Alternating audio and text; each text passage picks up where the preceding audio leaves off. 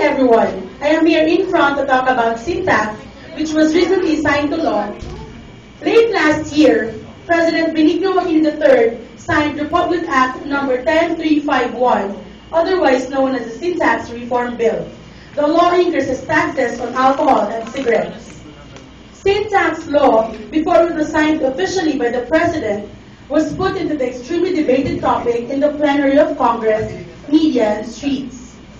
Why sin tax when in the first place I don't even smoke, I don't drink, that supposedly I should not even care about this because it will not affect me?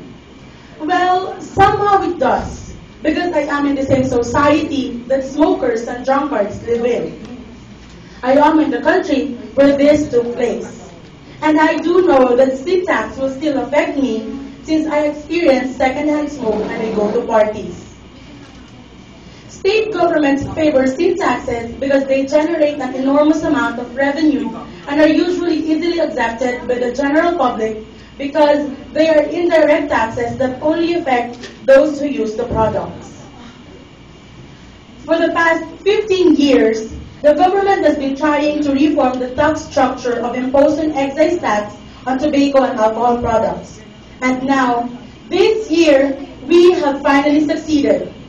The House Bill 5727, or the Sin Tax Bill, is the Senate Reform Act of 2012 that aims to restructure the existing taxes imposed on alcohol and tobacco goods.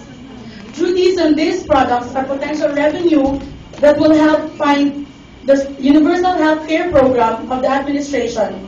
Likewise, higher taxes and consequently higher costs are seen as deterrent to the consumption of sin products, whose adverse effects are mostly borne by the poorer segments of the society.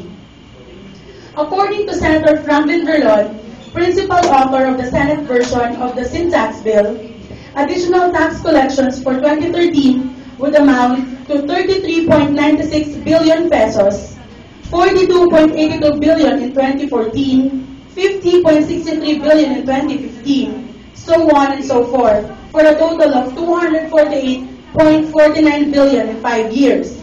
The 20% for medical assistance and hospitals to be distributed among political and district subdivisions is additional court barrel funds for members of the Congress.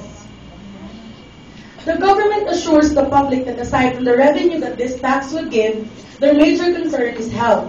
And for everybody's knowledge, according to the Department of Health, the Philippines have an estimated 17.3 tobacco consumers, the most number of smokers in Southeast Asia.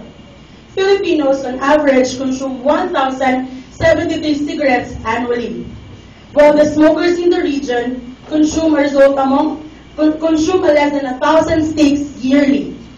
This high consumption rate is seen as a result, among others, of the very low cigarette prices in our country. Smoking is responsible for 71% of lung cancer deaths in the world. Consequently, lung cancer is the leading form of cancer in the Philippines. DOH statistics reveal that 10 Filipinos die every hour because of smoking.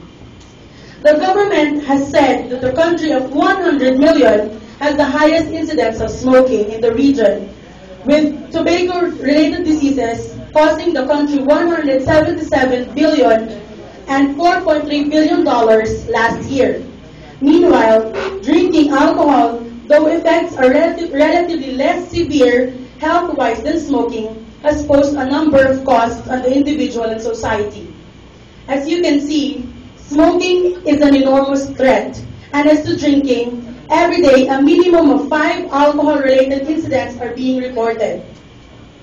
And a lot more follows, death after each death. We don't want to waste another life just because we can't let go for vices. Having such percentage of deaths is not just a warning, but a sign that we better lift ourselves over the danger. DOH said a 10% increase in tobacco taxes will reduce the number of smokers by 2 million in 2016. A significant decline in the number of smokers will likewise reduce the number of smoking-related deaths. Aquino reassured workers and farmers in the tobacco industry that they will not lose the benefits they have been receiving before. The benefits you received before will not disappear. They will actually increase as the support from the government grows stronger, he said. Drinking and smoking is what they say part of growing up. But remember, for a country to grow and build up, we need to help each and everybody to have a good outcome.